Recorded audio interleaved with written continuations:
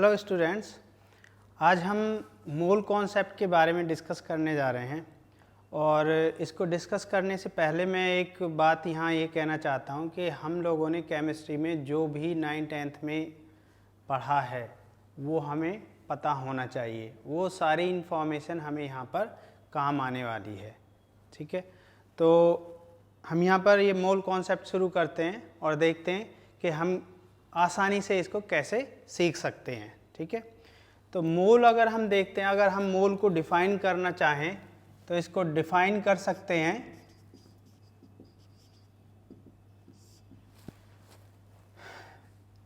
Mole is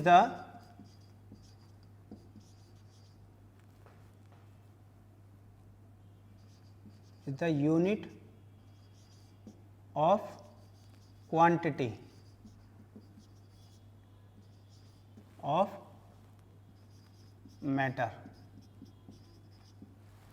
ठीक है, simply अगर हम देखें मोल को, अगर हम डिफाइन करना चाहते हैं तो कुछ नहीं है, ये एक सिर्फ यूनिट होता है। क्या?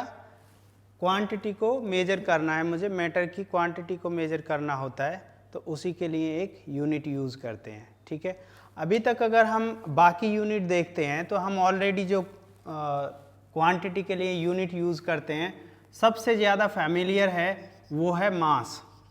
ओके, एवरीवन नो, इसको हम ग्राम में मेजर कर सकते हैं या हम किलोग्राम में, थोड़ा बड़ा स्केल लेते हैं तो किलोग्राम हो गया। ओके, या फिर और भी अगर स्मॉल लेवल पे आते हैं तो मिलीग्राम, mg बोल देते हैं। ठीक है, इस तरह से हम ये कैलकुलेट कर सकते हैं। ठीक है, इस तरह से मेजरमेंट होता है। तो इस तरह से हम मैटर को क्वांटिफाई कर सकते हैं मास के फॉर्म में। ठीक है, इनमें अगर आपस में रिलेशन देखें, क्योंकि हमें इसकी कन्वर्जन की ज़रूरत पड़ेगी, तो 1 किलोग्राम अगर लेते हैं then it is equals to 1000 gram. Okay, and 1 gram is equals to 1000 milligram.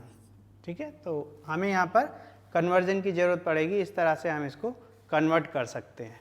ठीक है, दूसरा जो मेजरमेंट का तरीका होता है मैटर को, वो होता है वॉल्यूम। ओके, वॉल्यूम अगर लेते हैं तो वॉल्यूम क्या होता है? लेंथ का क्यूब।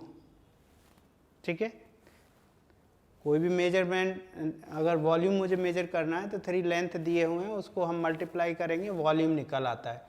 और इसकी यूनिट जो हमने यहाँ पर पढ़ी हैं, यूनिट्स के बारे में अगर बात करते हैं तो यूनिट्स होती हैं यहाँ पर, जो मोस्ट कॉमन है दैट इज़ लीटर।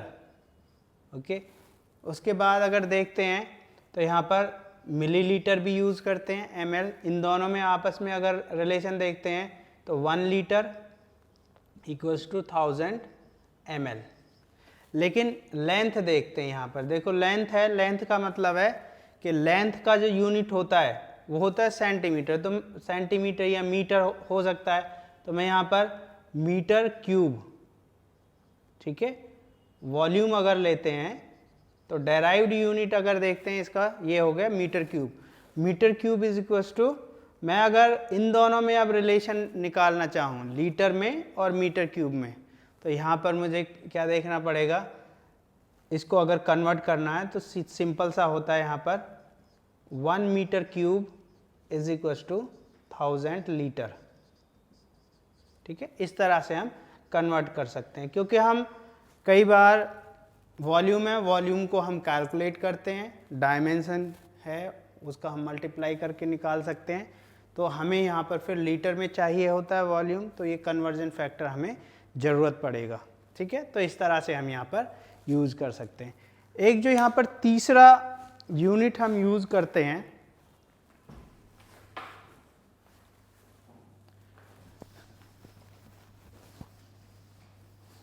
तीसरा यूनिट होता है नंबर। ठीक है, तो हम मैटर को नंबर के फॉर्म में भी क्वांटिफाई करते हैं। तो यहाँ पर अभी तक जो हम यूनिट पढ़ चुके हैं वो होता है हमारा डजन। ठीक है, डजन मीन्स होता है 1 डजन अगर लेते हैं देन इट इज़ 12 नंबर। या हम पेयर की भी बात कर सकते हैं, 1 पेयर होता है that is equals to 2 numbers. किसी भी चीज़ के अगर 2 आइटम्स हम कंसिडर करते हैं then it is called pair. इसी तरह से अब हम मोल पर आते हैं। जिस तरह से हमने मैटर को क्वांटिफाई किया था वैसे ही हम यहाँ पर मोल भी एक यूनिट है क्वांटिफाई करने के लिए मैटर को, ठीक है। लेकिन ये यूनिट क्या होता है, नंबर का यूनिट होता है, ठीक है। हाँ, लेकिन अगर हम 1 मोल लेते हैं तो 1 मोल का मतलब है यहाँ पर नंबर के फॉर्म में इसको लिखना पड़ेगा and this is called 6.023 into 10⁻² into 10⁻23 numbers. अगर हम किसी भी मटेरियल के इतने नंबर्स ले लेते हैं this is called Avogadro number. Avogadro's number, या इसे हम कैपिटल NA से भी डिनोट करते हैं। तो इस किसी भी मटेरियल के अगर इतने नंबर ले लेते हैं उसको हम 1 मोल कहेंगे। तो मैं यहाँ पर कुछ भी ले सकता हूँ, लेकिन होना क्या चाहिए, पार्टिकल सेम होना चाहिए। सपोज करो मैंने लिया एप्पल्स, ठीक है। अगर मैंने 1 मोल एप्पल लिखा इट मीन्स एप्पल्स का नंबर क्या होना चाहिए, 6.022 इंटू 10⁻23। ओके। अब यहाँ पर अगर मैं अब केमिस्ट्री पे आते हैं, हम केमिस्ट्री में अब हम ये जानते हैं कि मटेरियल जो होता है that is formed by atoms और मॉलिक्यूल्स। तो वो छोटे छोटे पार्टिकल्स होते हैं मटेरियल में। तो कोई भी मटेरियल अगर हम लेते हैं, मान लो मैंने लिया हाइड्रोजन गैस, ठीक है। तो हाइड्रोजन गैस H2 गैस अगर हम लेते हैं तो इसमें जो पार्टिकल होता है वो H2 मॉलिक्यूल होता है, ठीक है। अगर मैंने कहा 1 mole H2 gas, okay, then we will write it as 6.022 into 10⁻23 H2 molecules, okay. या अगर मैं एटम की बात करता हूं, मान लो मैंने कहा 1 mole iron, it means 6.022 into 10⁻23 Fe atoms, ठीक है। तो हम यहां पर क्या कह रहे हैं, अगर हमारा मोल इक्वल है it means the number is same. तो यहां पर बहुत ही सरप्राइजिंग चीज यहां पर निकल के आता है, ठीक है। वो क्या है कि कुछ भी है अगर हम मोल फिक्स रख रहे हैं तो उसमें पार्टिकल का नंबर सेम रहेगा, वो चेंज नहीं होगा। बट इट डजेंट मीन कि वहाँ पर मास चेंज नहीं हो रहा है, मास चेंज हो सकता है। सपोज करते हैं मैंने लिया 1 मोल H2 मॉलिक्यूल्स, ठीक है। लेकिन साथ में अगर मैं इसको कंपेयर करूं 1 मोल CO2 गैस या CO2 मॉलिक्यूल्स, तो अब देखो H2 मॉलिक्यूल क्या है, 2 H एटम है आपस में जुड़े हुए हैं।